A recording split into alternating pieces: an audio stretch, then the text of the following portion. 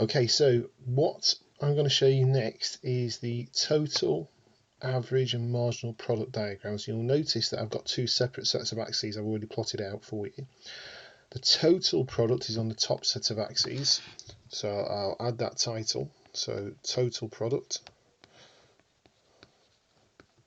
And you'll notice that the workers are the x axis. That's the variable. It's the one that I'm controlling and changing and seeing what happens.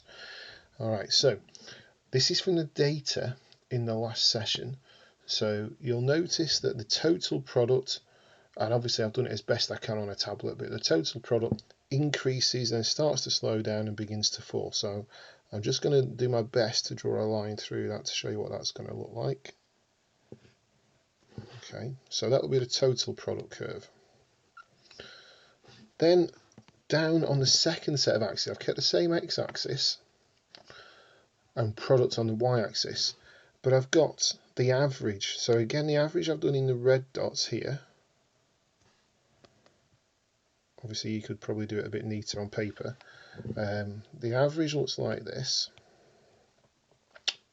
and I've got the marginal meaning the change in the total from each extra one. And really this is the key thing from this topic, is what goes on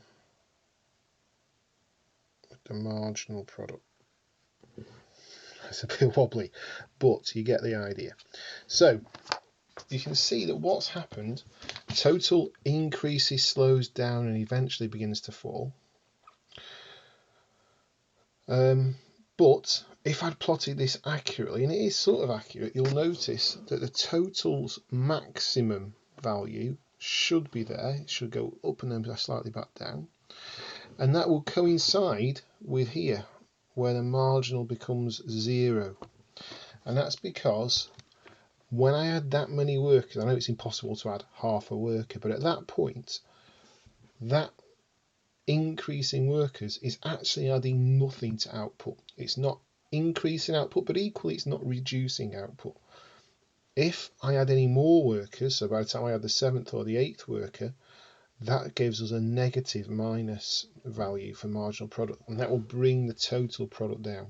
So total product's maximum, the peak, the highest value of total product, is when marginal product is 0.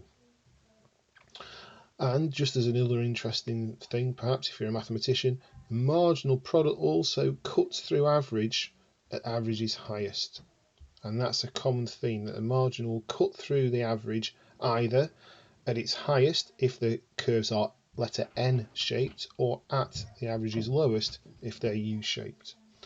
Okay, again, I'd like it if you copied these maybe a little bit neater or sketched them into your notes, but they're going to be there on a video for you to refer back to. Thank you.